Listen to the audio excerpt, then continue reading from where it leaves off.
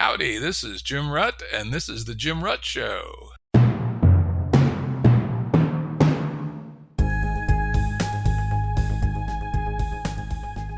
This is a Currents episode. Currents are shorter and less heavily produced than our full-length episodes and generally focus on a single topic. As always, links to books, articles, and organizations mentioned are available on the episode page at jimruttshow.com. That's jimruttshow.com. Today's guest is Samo Burja.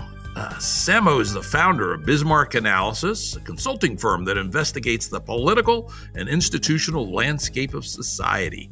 He's also a research fellow at the Long Now Foundation, where he studies how institutions can endure for centuries and even millennia. And he's a research fellow at the Foresight Institute, and he's a member of the team at Daniel Schmachtenberger's Consilience Project. I personally subscribe to Bismarck's Brief Services, which each week provides a really well-done analysis of an important institution, industry, or player. Welcome back, Samo. Great to be here with you again. Yeah, this is the sixth of the Jim Rutt Show special episodes about the Russia-Ukraine conflict, and this is the second time Samo's been on to talk about this topic. In fact, we chatted last on my podcast on February 28th, when things were just getting started, and a lot's changed since then. We actually have a lot more information, though perhaps less information than we think we have. I think that's one of the things we can talk about. What's our epistemology with respect to a conflict like this? But at least we do have more information than we did then.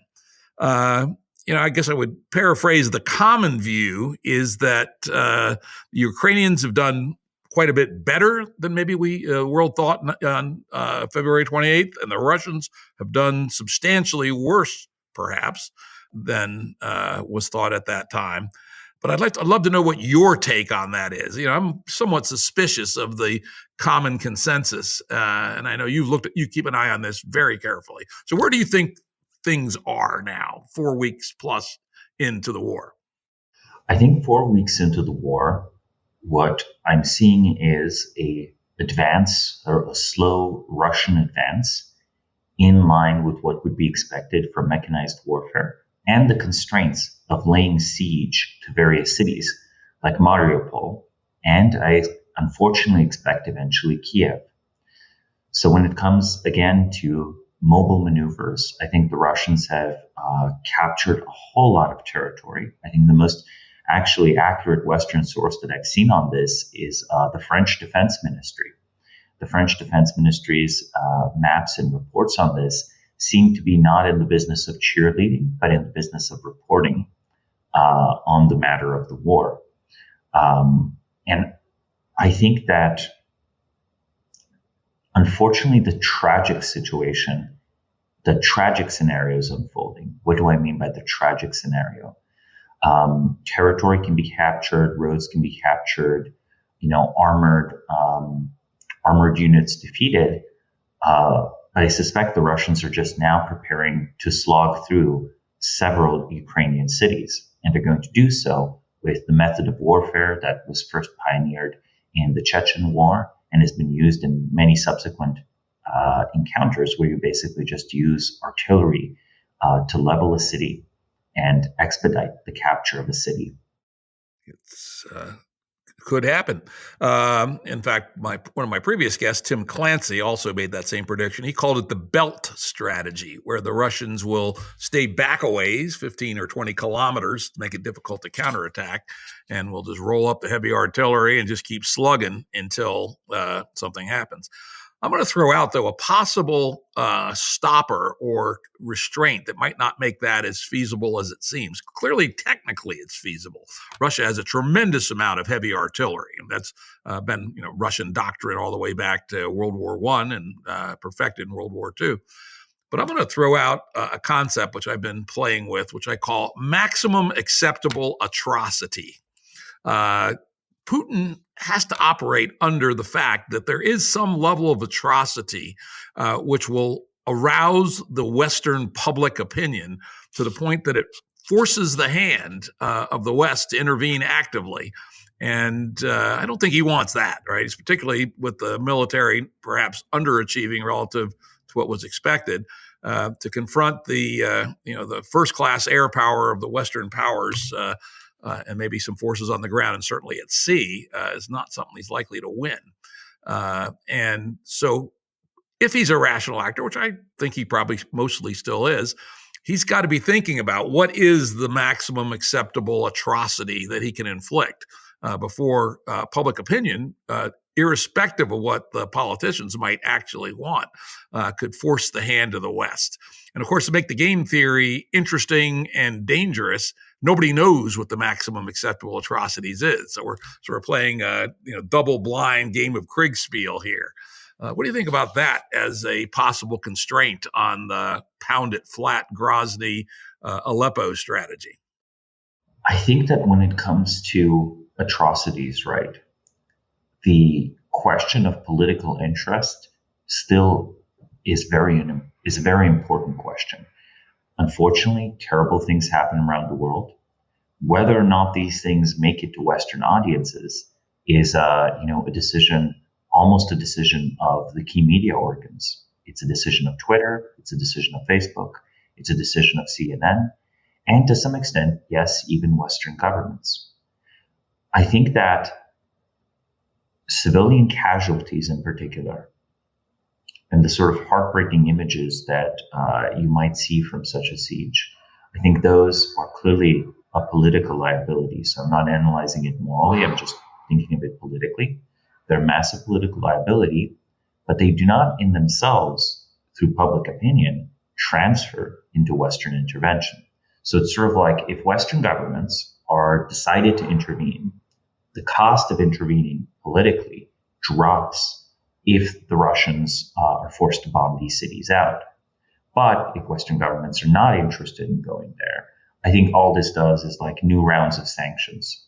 And I don't think public opinion really would tip the scales towards an intervention or away from an intervention. I sort of feel that, in particular, the US State Department and the DoD, they're fairly set in their ways. They have some preconceived policies that they want. The public opinion doesn't sway it much one way or the other.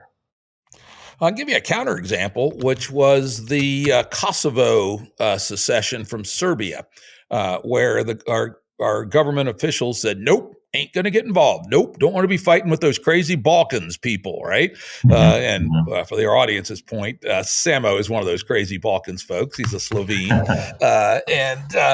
And yet, as the mounting atrocities and compared to what's going on in Ukraine, less horrifying stuff built up, there grew to be a strong public and thought leadership call for the West to intervene, and they did, right? So there's an example where, the clear, unequivocal statements from the political, diplomatic, and executive branches in Congress as well were actually overwhelmed by the accumulation of evidence. So I'm not so sure that the powers that be can resist, public opinion when it gets strong enough.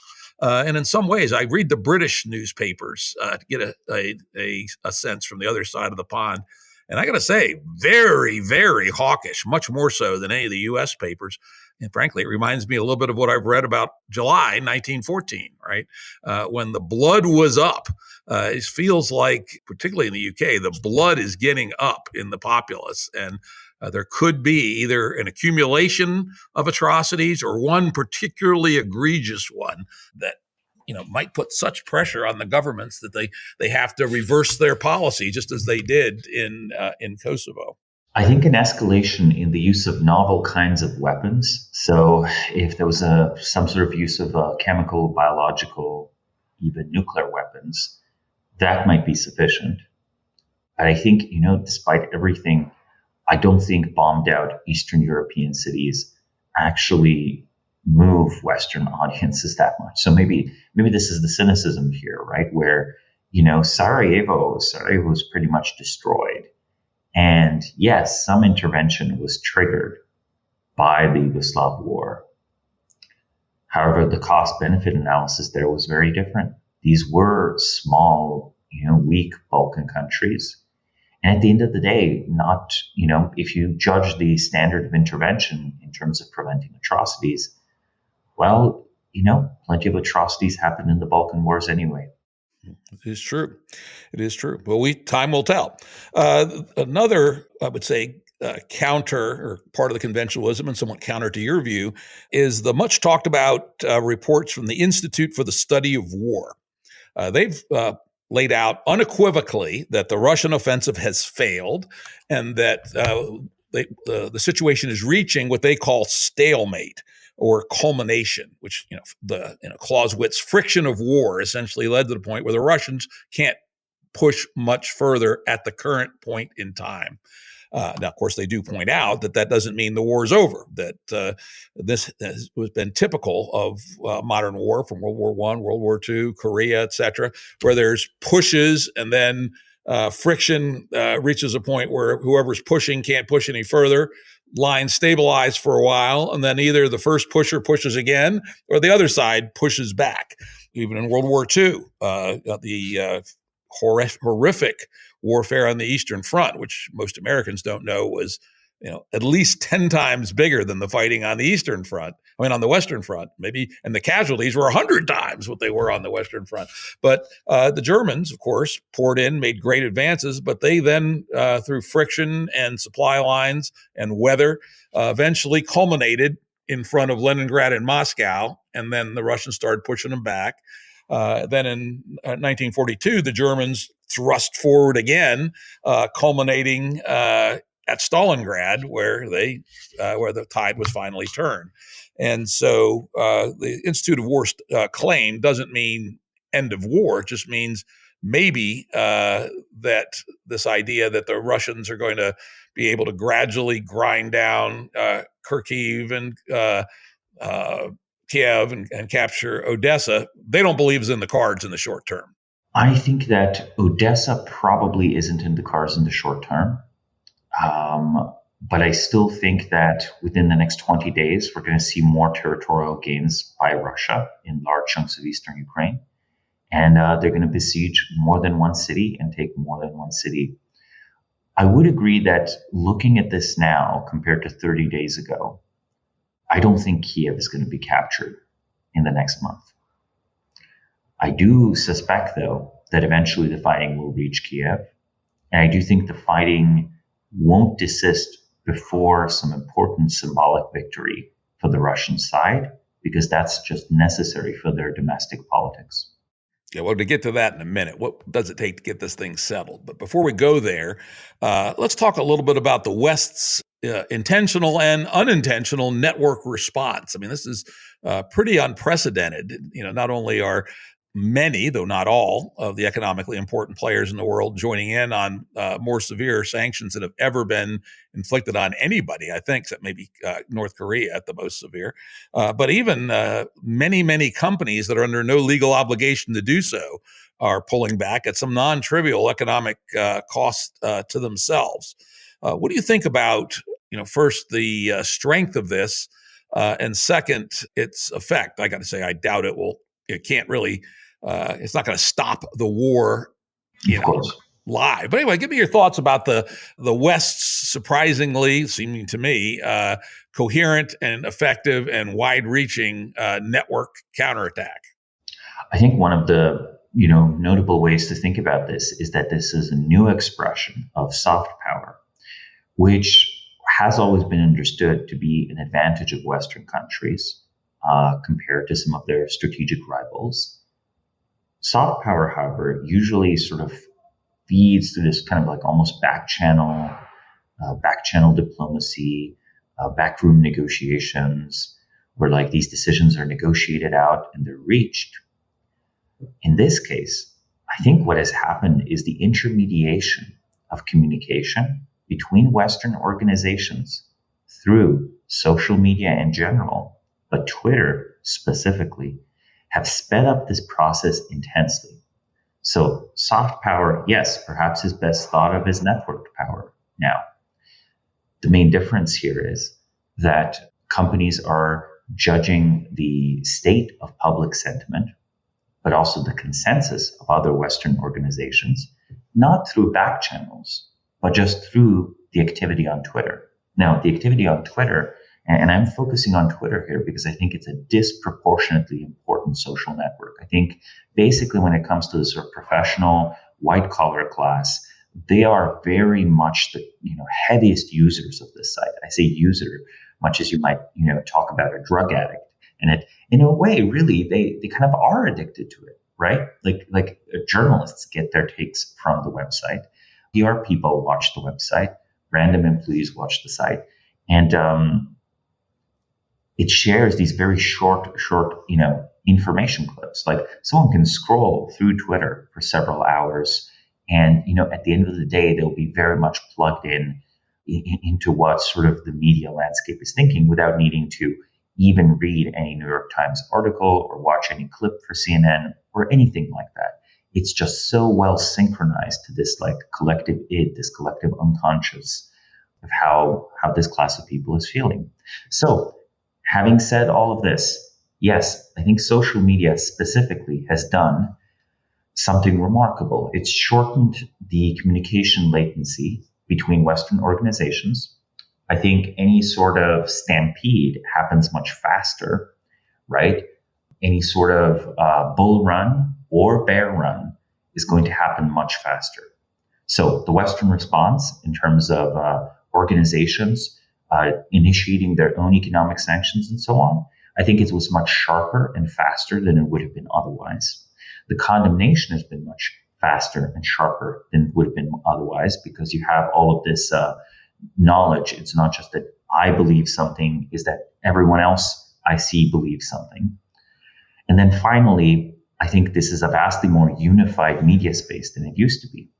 I think when it comes to this particular class of people, so white collar, educated, they all speak English and they all participate on Twitter. It doesn't matter if they're in France, Germany, Britain, the United States, they're participating on the same space.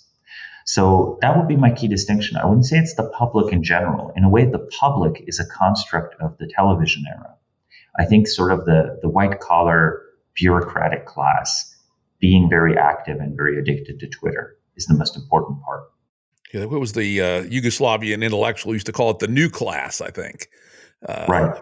Yeah, I forget what his name was, Diaz or something like that. But the new class people. So that's how the mechanism, I would agree, that propagated so rapidly and reached consensus way faster than most of the prognosticators thought. Right? For instance, it was thought it was going to be probably weeks of negotiation to kick the Russian banks out of SWIFT. And it happened in 2 days. Right? So the acceleration of the propagation of a consensus happened faster and probably stronger than anybody, including in the West and in Russia, thought. But what about the impact at this point? Do you think that the cumulative series of governmental and non-governmental actions will actually cause serious harm to the Russian economy? I think serious harm to the Russian economy has already happened. It's only a question of how robust the economy is to withstand that damage. And further, how closely coupled, the nominal purpose of these sanctions, right? The nominal purpose is to get Russia and Putin to desist from this invasion, on this military operation, right? But really, the actual reason underneath it might just be to weaken Russia so that it's less of a threat in the future. And the difference between those two might seem subtle, but it's very politically important. The desire is to limit any sort of Russian military potential in the future. And that's, in a way, a response to current circumstances.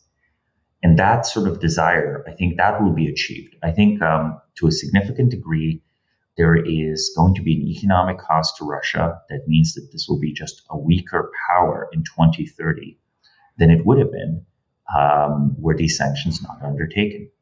In terms of changing the war itself, I don't think it does that much. Again, the politics work out so that Putin is overcommitted to pursuing this war either way. Now, with the structure of the sanctions, I have to point out, many of these sanctions are sort of symbolic in nature. For example, you might have software companies that make most of their money by servicing existing clients that issue a statement or a sanction saying, oh, we're not going to take any new clients from Russia, but say nothing about their existing clients, which is actually most of their revenue stream, right? So a lot of these large companies, when you look at the details, it turns out that about half of these sanctions have teeth, but the other half don't. When I look at these over and over again, about 50% of the companies seem to be undertaking things that come at great economic cost, not just to Russia, but to the companies themselves. But the other half are just as fiery in their rhetoric, but not as fiery in substance. Yeah, why is that not a surprise? That's human nature. But some of the things seem quite substantive, like Boeing and Airbus cutting off parts and maintenance of the jet engines. I mean, that's you can't run a airline for very long if you don't have real-time supply of parts and maintenance. So that one's real, big economic dollars as well. So as you say, it's a mix. So let's go on to the next point. As you and I are both students of the history of warfare, we know that relatively few wars end with total victory by one side or the other. The U.S. Civil War was one. The World War II was one, but many of the other, even quite major wars, were settled at some point. So, in your mind, what is the context by which we should think about when this Ukraine situation, when or if this Ukraine situation is likely to start to move towards a possible settlement? Right. I mean, to me, it seems that I suspect the Russians are going to occupy a substantial chunk of Ukrainian territory and that they will not retreat from this territory. Whether or not this territory de jure changes hands and is just annexed into Russia, that's a separate matter. You could imagine a situation where the Russians insist on the presence of Russian military personnel, even while still acknowledging the territory as part of the Ukrainian government's control. Or the Russians set up more puppet states, as we've discussed in previous episodes, I believe.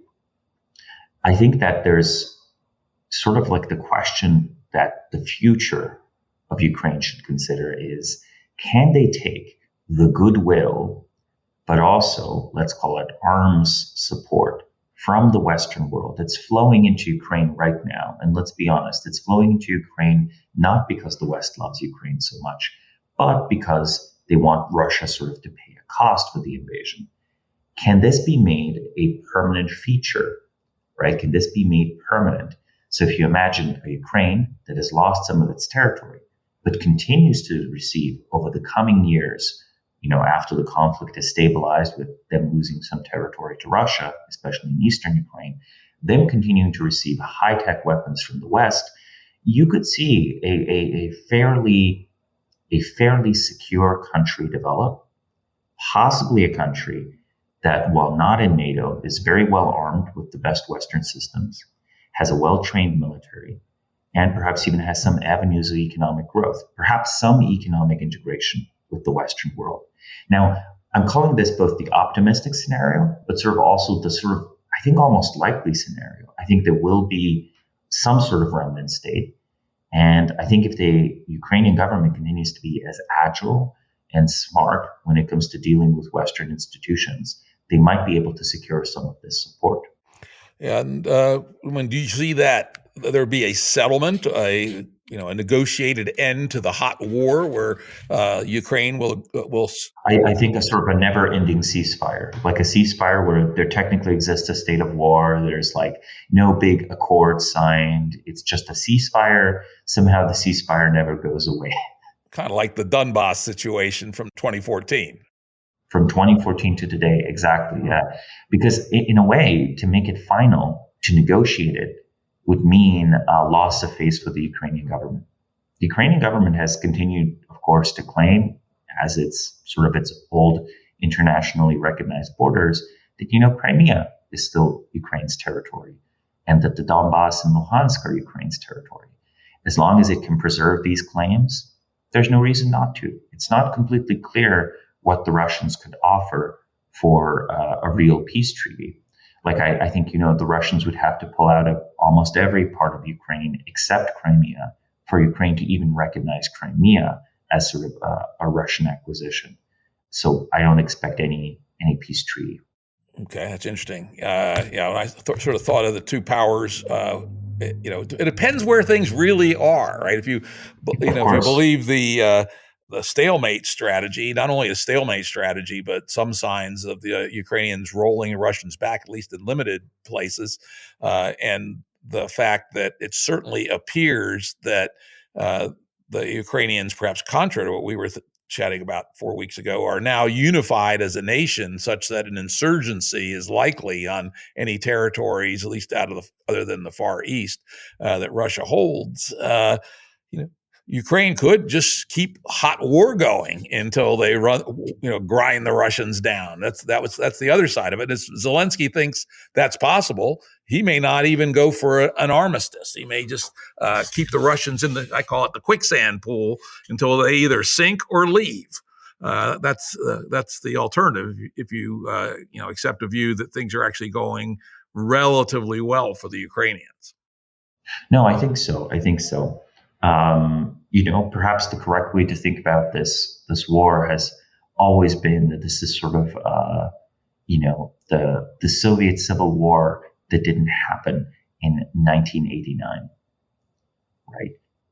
Ukraine is a relatively large country. Russia is obviously huge country. Ukraine has a pretty dense population, a significant population. Depending on how exactly you count it, it might be something like 35 million people in the country currently. I think, though, that the fact that the Russians are holding territory and gaining territory in the south and east, that shouldn't be understated. So currently, I think it looks like a moderate Ukrainian defeat. Okay, interesting. Now, let's assume that Zelensky actually believes what he says and is not ready to settle, maybe not even at the armistice level, unless the Russians pull completely out, with the possible exception of Crimea. In fact, I'll insert here the Rut view of the right answer, right? This should be the solution both sides would accept, but currently they're not willing to, probably, which is the Crimea goes to Russia. The Donbass provinces stay with Ukraine, but get very substantial autonomy within Ukraine. And Ukraine agrees not to join NATO for 15 or 20 years. That should be a deal that would clear the markets. But neither side seems to me yet ready to get to that point. I think that, one of the points I want to just underscore is the similarity of Russia and Ukraine's forces. Right, the common military tradition, common culture.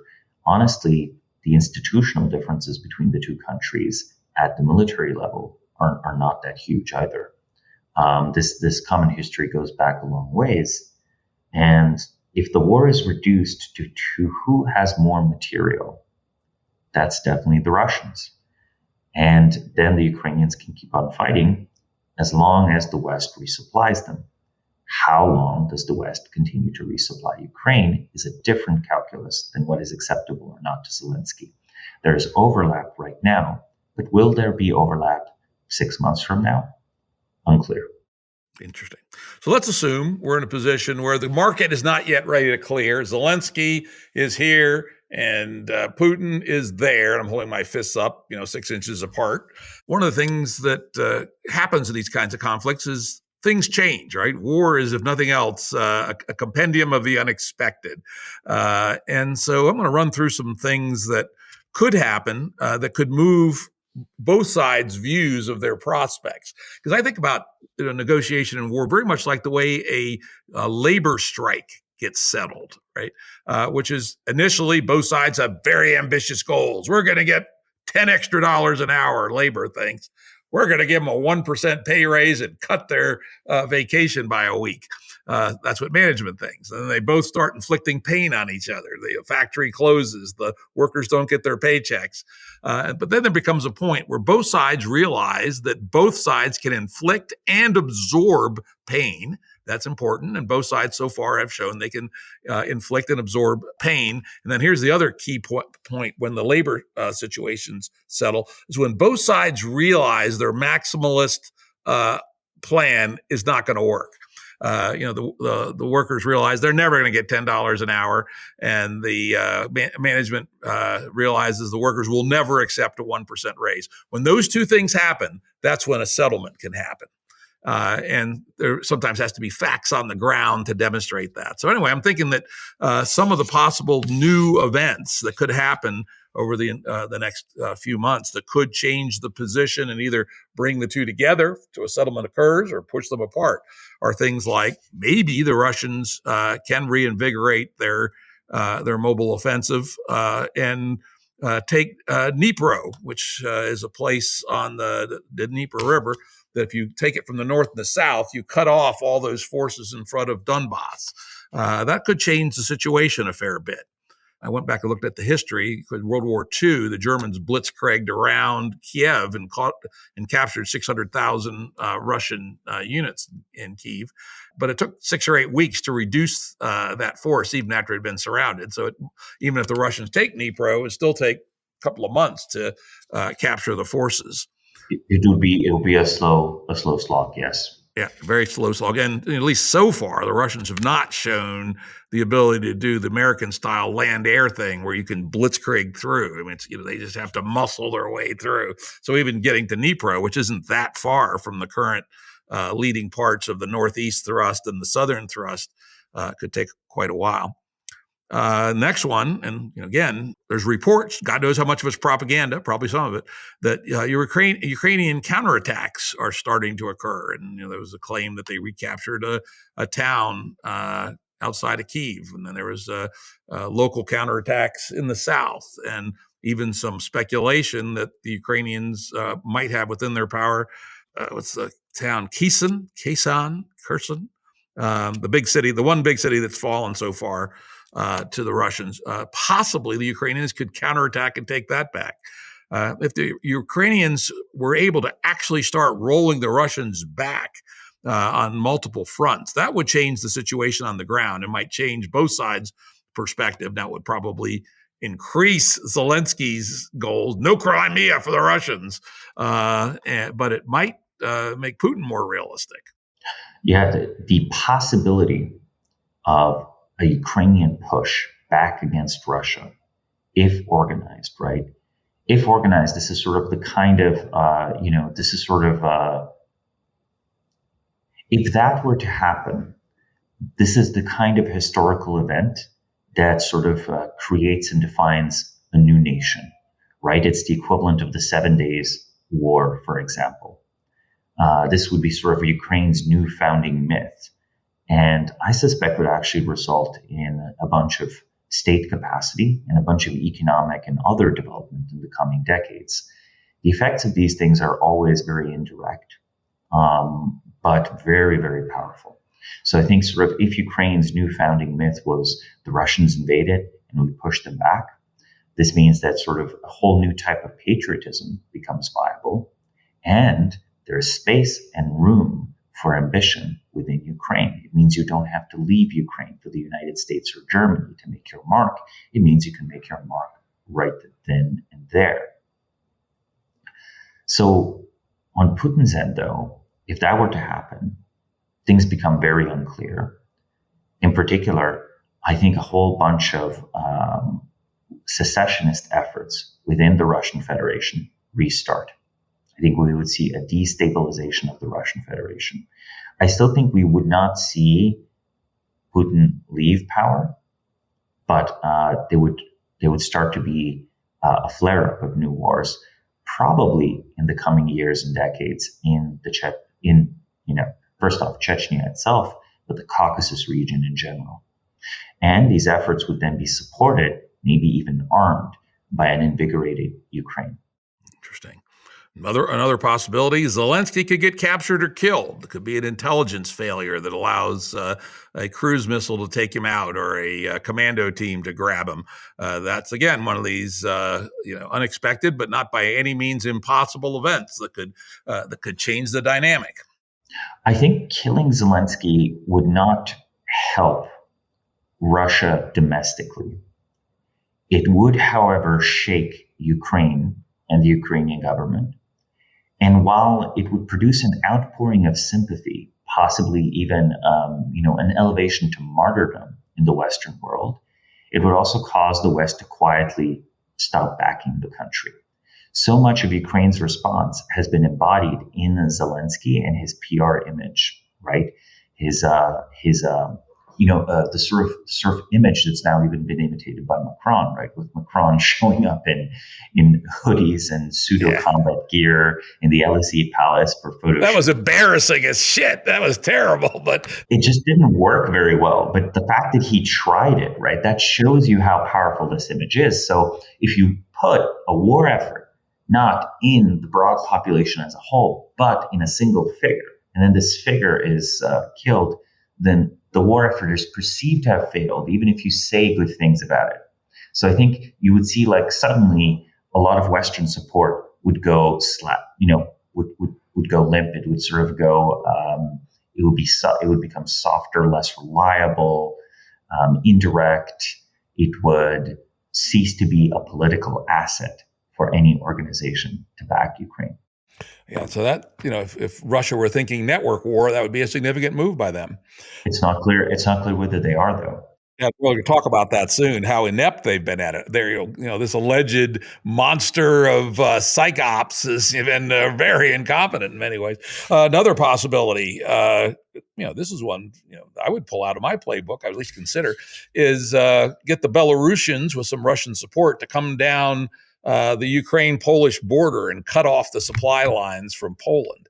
I expect at this point there aren't very many Ukrainian reserves out west to stop such a thrust. That would be another, sort of somewhat unexpected but possible play that could change the negotiating dynamics. I think that move would be perhaps beyond the capacities of the Belarusian military. We, in fact, don't know that much about how prepared Belarus has been for this war, assuming they've been very well prepared and that they would have been coordinating with the Russian government from the start. That's definitely possible. I think their success is less guaranteed. I see some reasons and some evidence for institutional reform within the Russian military. Maybe this reform was insufficient. Maybe they still end up stalling. I don't see a lot of evidence in the Belarus military. So I actually think the Belarus military would underperform in such an operation. Interesting. Okay. Now let's skip ahead. We'll come back to a couple of other topics.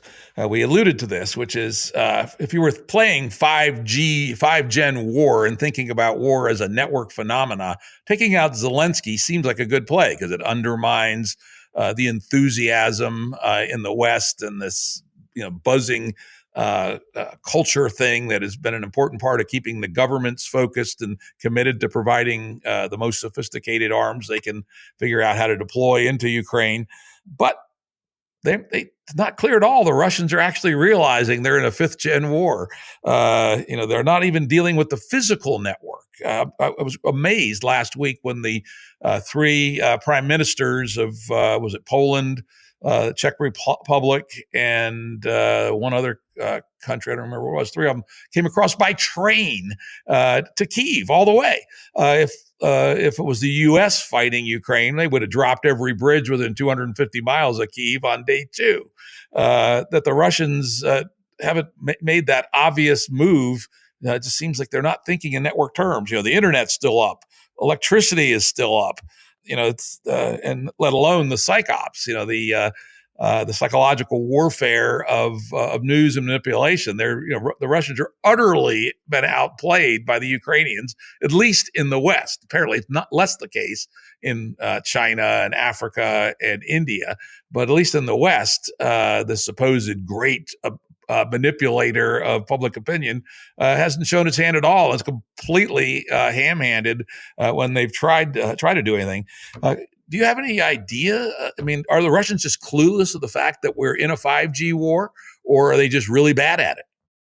Perhaps the claims of Russian misinformation were always, to some extent, misinformation. I think the Russians are not that good at manipulating Western public opinion. I think their talent at this has been greatly overstated in the last decade. And we could talk about why, but that seems almost a different topic. With regard to Ukraine itself, I think their initial goal was to keep the infrastructure running because they intended to use the infrastructure. Maybe that will prove to have been too optimistic, but I think that was their thinking. Destroying bridges, roads, they might intend to be crossing those roads and bridges in the not too distant future. It could be. That's not how the U.S. would have done it. But to your point, we have a different doctrine and we're equipped in a different way than they are. I mean, even against Serbia, we blew up their power plants, dropped their bridges, boom, boom, boom, and they surrendered without even fighting on the ground. So let's now go back to a really big picture that is actually transcends this particular conflict and maybe an evolution of warfare. In the history of warfare, at various times, the tactical offense and the tactical defense have changed in relative power. A couple of famous examples were between the Napoleonic Wars and the U.S. Civil War.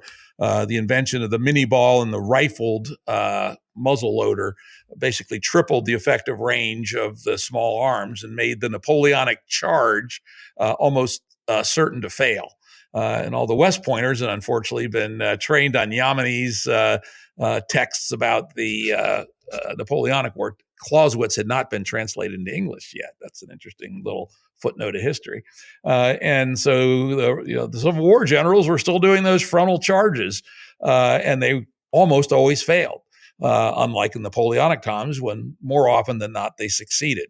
And of course, the perhaps more famous example was the epoch between the Franco-Prussian War and World War II, the development of the machine gun. World War I, the Franco-Prussian War, World War I. Franco-Prussian War, Germans came in pretty quick.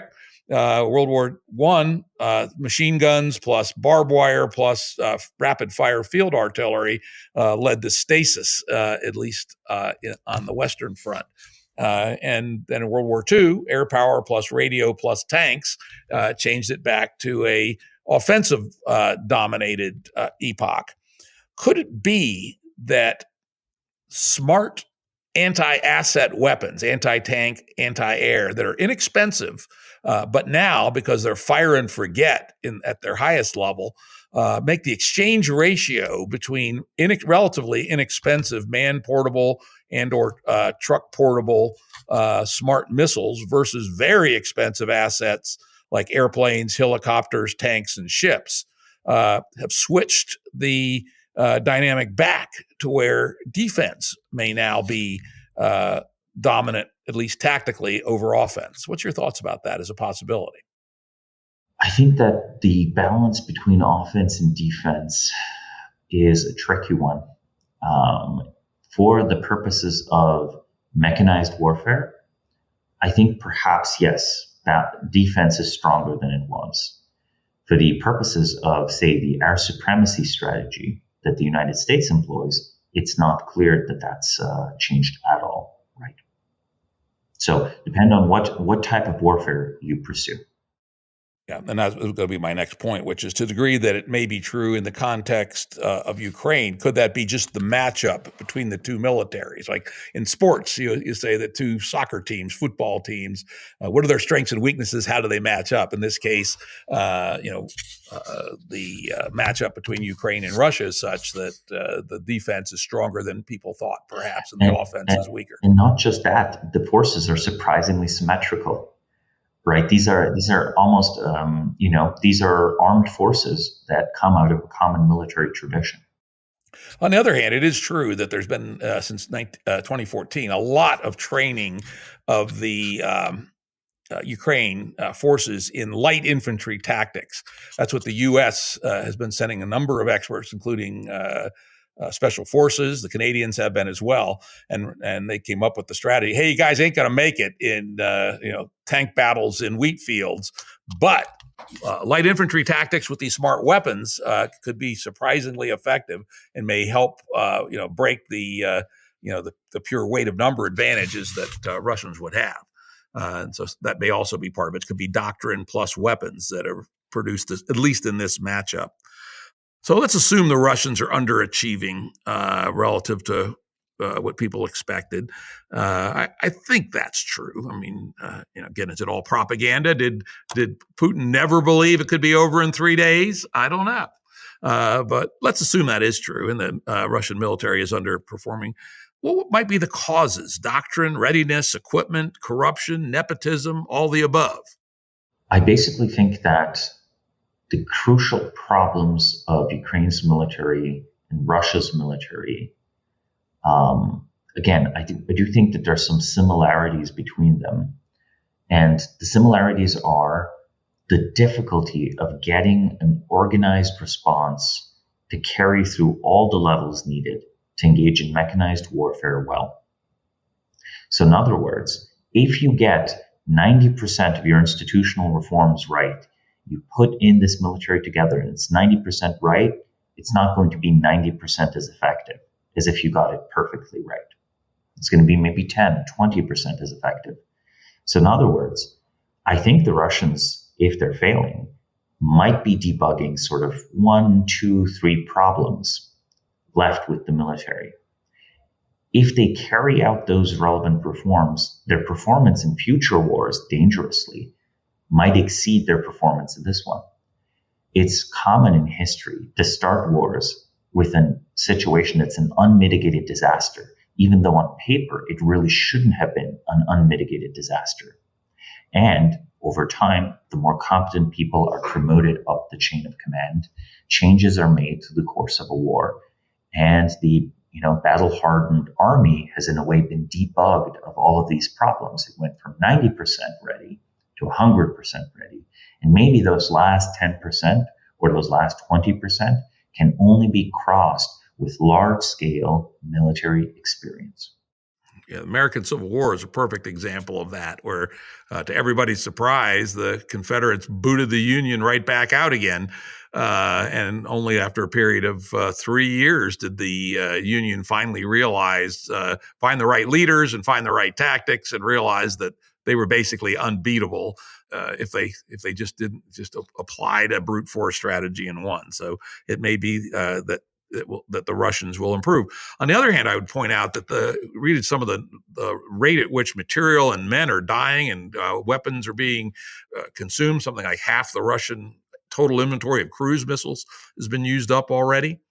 The pace of current high energy kinetic warfare doesn't give you years to improve, right? And when you change leaders, you can't assess whether the new leader is better than the old leader until a significant period of time has gone by. So you can't spend 3 years to find your Ulysses S. Grant the way Lincoln did in a very high energy kinetic situation such as modern all-on warfare. Perhaps, though, the supply chain issues for this, very high-tech weaponry are not just going to be found on the Russian side, but also on the Ukrainian side. I do want to point out European militaries are extremely limited in the amount of supplies they can give to Ukraine. Those armies have been sort of almost starved, in the case of the German military, of funding and stockpiles of advanced equipment. The United States, of course, is different. And it might be the case that the United States, at great expense, just continually resupplies Ukraine. However, if you have a situation where both sides have run out of the cutting edge stuff, the cutting edge munitions, you revert to a simpler kind of warfare out of necessity. And that might still take years. And that would probably favor the Russians. Probably favor the Russians. Though again, a mere military victory doesn't mean there's a strategic win. Got it. All right, now let's back up all the way to the top. What have you seen so far from this conflict and looking at in the 5Gen sense, including the network response, et cetera, with respect to future implications with respect to international relations and conflict more generally going on? So I guess in short form, in business speak, what are the lessons learned so far that are applicable to the future? I think the first lesson is that big wars still happen. I think almost no one was expecting this, possibly not even the Ukrainians themselves. There was talk about an invasion for a few months before, a military operation a few months before. But really, over the course of the last few years and decades, we've always assumed that wars would be small affairs. The war in Ukraine is a large war, right? And a world where large wars matter, where middle powers such as Russia, so not just the hegemon, not just the United States, and which is still the world's premier superpower, but these other powerful states, they might pursue large wars. That suggests a very different world than the one we've been used to since the 1990s. That would be unfortunate. I mean, I think that's one of the reasons people are so disturbed by this is that Putin has broken the taboo against attacking a neighbor to try to absorb them that had so plagued their territory. Yeah.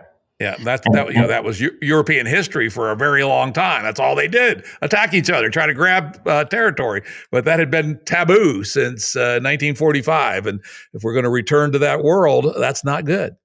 Well, it wouldn't be the last border that people would, it wouldn't be the last border countries would attempt to revise through military means. That's true enough. What about now? I'm going to throw back on a somewhat more positive vein. I've been thinking that if it turns out to actually be able to put a serious hurt on Russia, this network economic response may turn out to be the collective deterrence of war we've been looking for since 1918. We tried the League of Nations, didn't work. We tried United Nations, didn't really work. The thing that worked in the Cold War was the fortuitous, mutual assured destruction. Maybe if these network effects are strong enough in an interconnected world, this could be inexpensive enough and effective enough and not dangerous, such that the penalties, the costs for waging aggressive war are so severe that even if it doesn't stop Russia in its current hot war, if the aftermath effects are so large, it could act as a deterrent, finally, an effective deterrent to aggressive warfare going forward. I think a sufficiently high cost to war might deter Russia specifically. I suspect, though, that if territorial gains are made, other countries might just take this as a challenge to learn how to just fight these wars better. Because the proof is that you can gain territories and resolve political disputes. And then it's a matter of minimizing the cost, finding the right moment. And perhaps designing your economy to make it more robust against the economic network attack, right? Well, that'll bring us to our last question on This Will Exit, and you can guess what it is with this setup, which is, all right, what does China make of all this? China will perceive the strong benefit of disentangling from Western economies from its end because of the political freedom that, this economic disentanglement allows it. Right? When I talk here about political freedom, I mean political freedom of action. I don't mean the freedom of the citizens. To resolve the Taiwan question, they might come to the conclusion that what they have to do is actually deglobalize. And that would be such a multi-decade spanning policy, right? That would be a policy where they attempt these new partnerships directly, bypassing global institutions with African and Asian countries, and of course Russia, to provide China with the raw resources and markets it needs to sustain its industrial base. And yes, Taiwan, it might sound silly to propose that China would build a global neo-colonial empire just to have the political freedom to retake Taiwan, the political power or the political ability to retake Taiwan. But really, it's that domestically important. It's sort of a basic plank of the legitimacy of the Communist Party. To conquer a third of the world, right, or to put a third of the world in your sphere of influence to capture a small, stubborn island, that's happened before, Those kinds of political paradoxes are common to human history. Interesting. Though I must say, I'm feeling a little bit better about our bet. Where, of course, it'll probably be a no bet because I think the bet was conditioned on a Russian decisive victory in Ukraine. Could still happen. Which Samo said, well, if the Russians win a decisive victory in Ukraine, within 3 years, China will attack Taiwan. My sense is that the takeaway for China would be, no, probably don't want to attack Taiwan in the next 3 years. I would find your strategy that, all right, let's develop a worldwide trade network that's disconnected from the Westerners so they can't whack us with the network effect, and maybe go for Taiwan in 20 years if it doesn't just fall into our lap, which it might. So I'm looking good. I'm looking for that Slivovitz come my way here. So I think that maybe we're now more closer on the same page on what China might take away from this conflict so far. Well, as always, Samo, just the greatest conversation, great deep thinking. And I love the fact that you don't feel compelled to follow the conventional wisdom. I mean, that's what we need when we're trying to make sense of the world. Thank you for having me on the show again. Audio production and editing by Andrew Blevins Productions. Music by Tom Muller at modernspacemusic.com.